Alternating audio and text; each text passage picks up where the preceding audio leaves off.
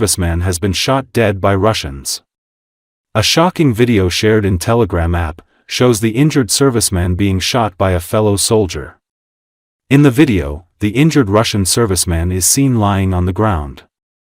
His fellow soldiers accuse him of causing an explosion and then fleeing from the area, while the soldier himself explained that he was escaping because of an explosion. The soldier also asked for medical aid as his leg was injured. However, other Russian servicemen refused to help him. After the heated argument and despite the injured Russian soldier's plea to spare his life, one of the servicemen shot him dead. It's not clear in which part of the front the incident had taken place. It should be noted that there has been an increase in the number of extrajudiciary executions within the Russian army, with Russian soldiers killing or injuring other fellow servicemen in various parts of the front line.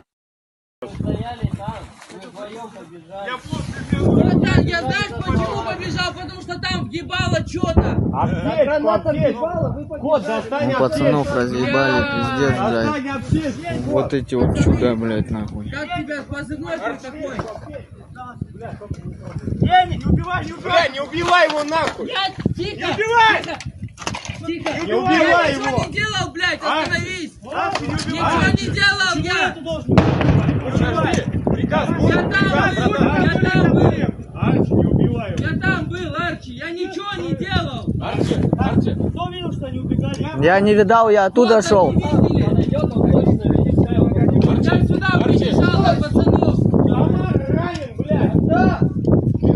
Надо видеть! Я тебе клянусь, сука, если кто видел нахуй. Убегал и по мне, блядь! Нет, это не я, не ошибитесь, блядь! Убьете, убейте, но не ошибитесь!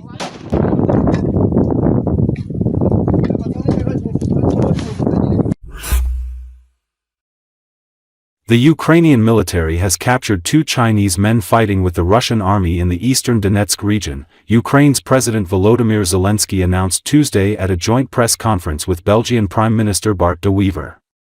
According to Associated Press, Ukraine has information that there are significantly more Chinese fighting alongside the Russians in the war, Zelensky said, adding that he has asked his top diplomat to immediately contact Beijing and find out how China is going to react to this. China has provided strong diplomatic support for Russia since it launched its full-scale invasion of its neighbor, which was widely criticized in the West. Beijing has also contributed an economic lifeline through the trade in energy and consumer goods. However, China is not known to have provided Russia with weapons or military expertise, unlike Iran and North Korea, with the latter even providing troops, according to American and South Korean officials. Russia allows foreigners to enlist in its military, as does Ukraine. The pay offered by Moscow makes serving for Russia attractive. Russia has effectively rejected a U.S. proposal for an immediate and full 30-day halt in the fighting, and both sides are believed to be readying a spring-summer campaign on the battlefield. Zelensky said a clash with Chinese fighters occurred near the villages of Tarasivka and Bilohorivka in the Donetsk region, where 6 Chinese military personnel engaged Ukrainian troops. 2 Chinese were taken prisoner. Zelensky said China would be the third country to offer military support to the Kremlin after Iran, which has supplied attack drones, and North Korea. Zelensky noted that previously captured North Korean soldiers were fighting in Russia's Kursk border region, where Ukrainian forces captured territory, while the Chinese were caught on Ukrainian soil.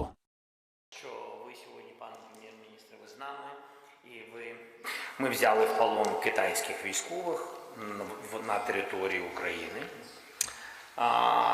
В бой вступили українці на Донеччині, Тарасівка і Білогорівка. 6 китайськими військовими, 2 в полоні. Відповідно, є документи, є їх паспорти, є навіть кредитні картки. Це громадяни Китаю. Я думаю, що це важливий дуже елемент. Я думаю, Сполученим Штатам Америки треба більше приділити увагу тому, що відбувається сьогодні. І ми очікуємо після того, що це ще одна країна, яка військово підтримує вторгнення Росії в Україну. на боці Росії. Це ще одна після Ірану і військових Північної Кореї.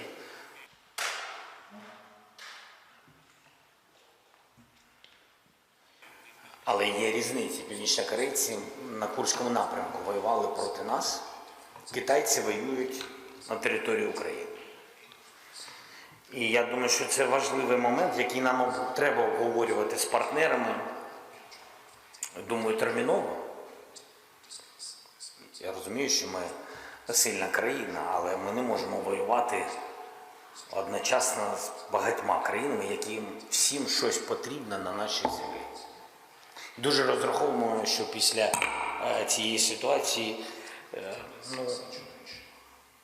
американці будуть говорити більше з українцями, а потім з русскими. Ну і дуже надіємося, що китайська сторона також відреагує. В принципі, я доручив міністру закордонних справ зв'язатись і міністру оборони зв'язатись з китайськими контрпартнерами, щоб вони дали нам пояснення відповідних дій.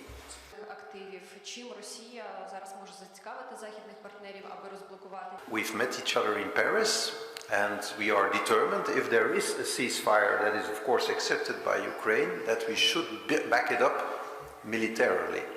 And it's Keir Starmer and President Macron who took the lead on this, or are planning with our Ministry of Defense and our military planners and the Chief of Staff of our army, what concrete initiatives can be taken in the case of a ceasefire. And for me, it seems very logical that if France and England and Germany maybe take the initiative and send people over, that we will go along. We are a founding country of the European Union. We are a founding country of NATO. We've always been a part of multilateral coalitions and certainly of peace initiatives. So I think our place will be at their side when the day comes.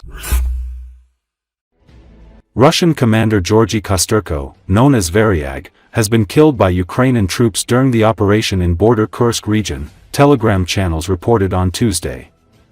Kosterko, the commander of a unit in the 204th Special Purpose Regiment Akhmet, was killed during Russia's operation to recapture Sudza town in its western Kursk region in mid-March. 29-year-old Kosterko was the graduate of the Ryazan State Agrotechnological University. The Russian media reported that the commander was killed by Ukrainian cluster munition during Operation Pipe. The Operation Pipe, known as Potok, oversaw dispatching of Russian servicemen through a 1,420 mm diameter gas pipeline of the Urengoy-Pomaryazgorod main gas pipeline to the rear of the Ukrainian military, which took place on March 8. The operation was aimed at recapturing territory seized by Ukrainian troops in Kursk region. Russia reported on March 13 that its army recaptured Sudza town and 28 other settlements in Kursk region. Sudza was the biggest town seized by Ukrainian forces last year. Ukraine launched a surprise cross-border incursion into Kursk last August in what became the largest-scale attack on Russian territory since World War II. Akhmet Regiment, known as Akhmet Special Forces Unit, is a paramilitary organization that has played a major role in Russia's full-fledged invasion of Ukraine, in coddling the operations in Russia's Kursk region.